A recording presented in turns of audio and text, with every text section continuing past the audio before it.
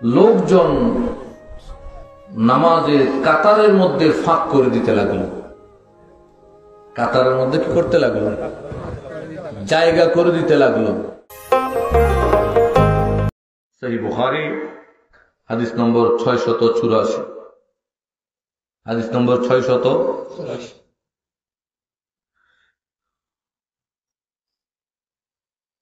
ফাসাল্লে আবু বকরিন, আবু বকর সিদ্দিক নামাজে দাঁড়ালেন।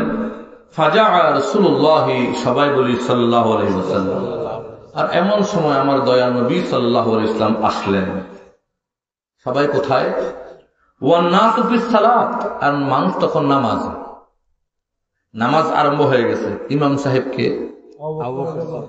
সাইয়েদনা আবু বকর সিদ্দিক রাদিয়াল্লাহু তাআলা, উনি তো কোথায় বলেন? ইমামের জায়গায় নামাজ আরম্ভ হয়ে গেছে।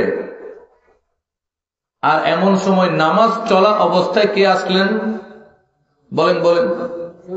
হ্যাঁ, আপনারা কথা বলবেন না, একটু নিজ নিজ দায়িত্বে এসে বসে যান, কথা বলবেন না। আমার প্রিয় রাসূল সাল্লাল্লাহু আলাইহি ওয়াসাল্লাম নামাজে আসলেন। ফাতাখাল্লাসা হাত্তা ওয়াকাফা ফিস সাফ, মনোযোগ দেন। লোকজন নামাজে কাতারের মধ্যে ফাঁক করে দিতে লাগলো। কাতারের মধ্যে কি করতে লাগলো? জায়গা করে দিতে লাগলো। ফাসাফফাকান নাস, এরপর জায়গা তো করে দিলেন, আমার নবী চলে গেলেন প্রথম কাতারে। দেখেন, নামাজের মধ্যে পিছের কাতার থেকে জায়গা করে দিল, আর নবীজি কোথায় এখন? প্রথম কাতারে। এরপর ফাসাফফাকান নাস, মানুষ নামাজের মধ্যে এরকম করতে লাগলো। নামাজে ফাসাফফাকা এভাবে করতে লাগলো। ওয়াকানা আবু বকরি লা ইয়ালতাফিতু ফিস সালাতিহি, আর সিদ্দিক আকবর রাদিয়াল্লাহু তাআলা আনহার অভ্যাস ছিল নামাজে উনি এদিক সেদিক তাকাতেন না। নামাজে এদিক সেদিক, এখান থেকে একটা মশলা জেনে নেন, নামাজে এদিক সেদিক না তাকানোই হচ্ছে আবু বকর সিদ্দিকের নামাজ, যিনি আমার নবীর সবচেয়ে বেশি কাছে সারা জীবন ছিলেন, এখনো আছে। তাইলে নবীজির কাছে থাকতে হলে আবু বকর সিদ্দিক রাদিয়াল্লাহু তাআলা আনহুর মতো নামাজ পড়তে হবে। অতএব যারা বলে নামাজের মধ্যে 1.5 হাত এভাবে ফাঁক করে দাঁড়াও, যারা বলে নামাজের মধ্যে একটু হাঁটা চলা করো, সামনের জায়গায় খালি থাকলে জায়গা ফিল আপ করে দাও, জি না, হাদিসের মধ্যে একটু বড়েন। আবু বকর সিদ্দিক এদিক সেদিক তাকাতে নেই না, এক ধ্যানে নামাজে মশগুল থাকতেন। নামাজ কি আনুষ্ঠানিকতা নাকি মাওলার স্মরণ? মাওলার স্মরণ হলে সেখানে আবার জায়গা খালি হওয়ার স্মরণ হয় কেন? স্মরণ দুই জায়গায় গেল কেন? তো বোঝা যায় এই বেটার ইমানের মরণ হয়ে গেছে। আসেন, উনি এদিক সেদিক তাকাতেন না। ফালাম্মা আকসারান নাসু তাসফীকাল তাফাতা ফারাআ রাসূলুল্লাহ সাল্লাল্লাহু আলাইহি ওয়াসাল্লাম, যখন উনি এদিক সেদিক তাকাচ্ছেন না, বেশিরভাগ মুসল্লি এভাবে শুরু করে দিলেন। আর যখন বেশিরভাগ মুসল্লি এভাবে করা শুরু করলো, এখন আবু বকর সিদ্দিক তাকালেন, আর সিদ্দিক আকবর রাদিয়াল্লাহু তাআলা আনহু তাকিয়ে আমার নবীকে দেখতে পেলেন। নামাজের ভিতরে এগুলো হচ্ছে। কিরে বাবা, ये कौन सा नमाज है? এটা কেমন নামাজ? नमाज पढ़ रहे हो खुदा के लिए और ताजीम मुस्तफा को कर रहे हो, ये कौन सा नमाज है? अब लगाओ शिरिक की फतवा। কথায় কথায় শব্দ একটা পাইছে, শিরক। হায় হায় হায়, উম্মতে মুসলমানকে কাফের বানানোর মেশিন আছে তাদের কাছে।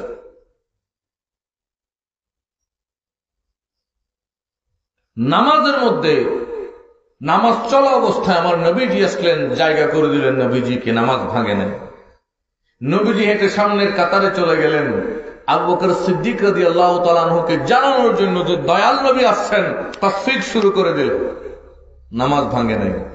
আবু বকর তাকায় না, সবাই শুরু করে দিল, নামাজ ভাঙে না। এরপরে কি হয় দেখেন। আবু বকর সিদ্দিক যখন নবীকে দেখলেন, فأشار إليه رسول الله صلى الله عليه وسلم أن امكث مكانك নবীজি ইশারা করলেন আবু বকর সিদ্দিককে, তুমি তোমার জায়গায় থাকো। হায় হায় হায়, নামাজের মধ্যে কি চলছে? কথা চলতেছে। আবু বকর তাকালেন আর নবীজি ইশারা করলেন, তুমি তোমার জায়গায় থাকো। সুবহানাল্লাহ বলবেন না? একটু মনোযোগ দেন। এখন আবু বকর সিদ্দিক কি করলেন? নবীজি যখন বলছে থাকো, কি করবেন? থেকে তো যাবেন নাকি, তাই না? কিন্তু দেখেন, ওই যে কোরআনে বলেছে ওয়া তুআযযিরুহু, নবীকে সম্মান করো। কিভাবে করতে হবে সাহাবায়ে কেরাম থেকে শেখেন। ফারাফা আবু বকর রাদিয়াল্লাহু আনহু ইয়াদাই, এখন নামাজের মধ্যে আবু বকর হাত উঠিয়ে দিলেন। যেই নবীজি বলছে তুমি তোমার জায়গায় থাকো, সিদ্দিক আকবর নামাজের মধ্যে হাত উঠিয়ে দিলেন। কেন উঠালেন?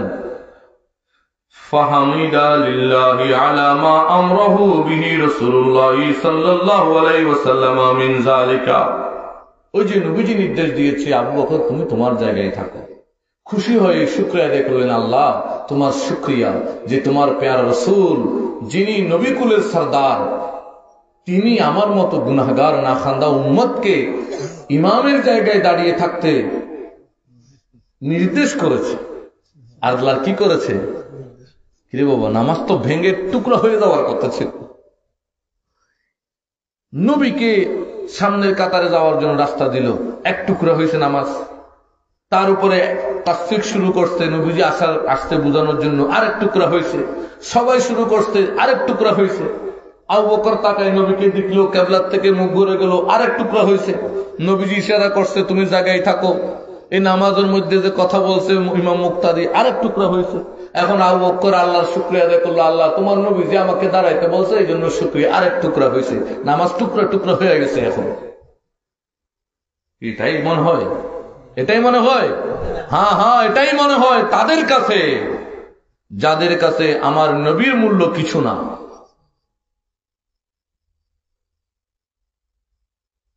যে পরকীয় প্রেমে আসক্ত, সে কি জানে স্ত্রীর মূল্য?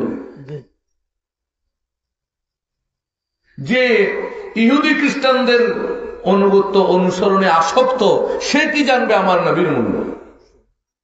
বলেন। আমার নবী পাক সাল্লাল্লাহু আলাইহি ওয়াসাল্লাম যখন ইশারা করলেন, আবু বকর সিদ্দিক শুকরিয়া আদায় করলেন।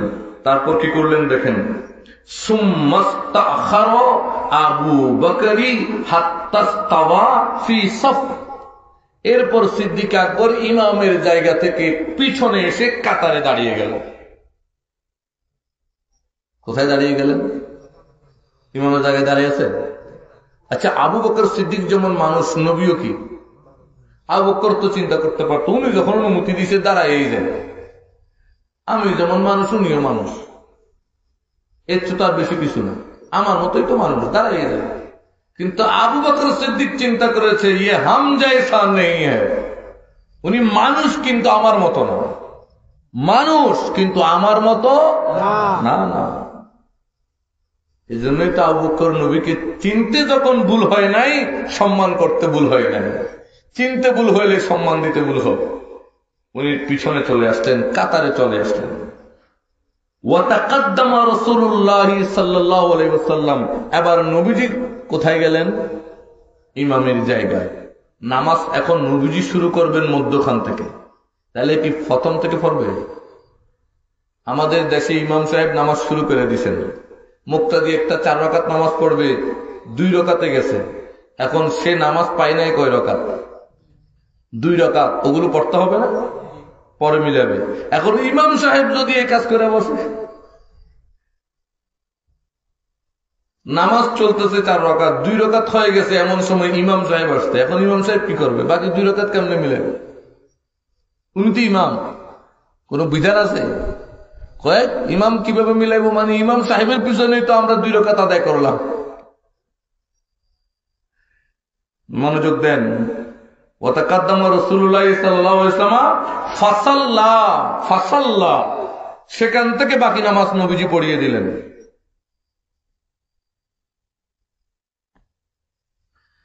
ফালাম্মান সারাফা, নামাজ শেষ হয়ে গেল। কলা, নবীজি বললেন, ইয়া আবু বকর, হে আবু বকর, মা মানআকা আন তাসবাতু ইযা আমারতুকা। হে আবু বকর, আমি তোমাকে নির্দেশ দেওয়ার পরেও কে তোমাকে নিষেধ করলো তুমি যে চলে আসলে? আমি তোমাকে কি দিয়েছি? নির্দেশ দিয়েছি, যাও সামনে থাকো। কে তোমাকে নিষেধ করলো তুমি যে চলে আসলে? কেন তুমি ওখানে দাঁড়াইয়ে থাকলে না? কেন ওখান থেকে নামাজ বাকিটা পড়ালে না? কেন চলে আসলে? কে নিষেধ করেছে? সিদ্দিক আকবর উত্তর দেন, ফাকালা আবু বকরিন রাদিয়াল্লাহু তাআলা, মা কানা লি ইবনে আবি কুহাফা আন ইউসাল্লা বাইনা ইয়াদাই রাসূলুল্লাহ সাল্লাল্লাহু আলাইহি ওয়াসাল্লাম। ইয়া আল্লাহর মাহবুব রাসূল সাল্লাল্লাহু আলাইহি ওয়াসাল্লাম, আবু কুহাফার পুত্রের ওই সাহস হয় নাই যে আল্লাহ রাসূলের সামনে দাঁড়িয়ে নামাজ পড়বে। সুবহানাল্লাহ। আবু কুহাফার পুত্রের ওই সাহস হয় নাই যে আল্লাহর প্যারা রাসূলের সামনে দাঁড়িয়ে নামাজ পড়বে।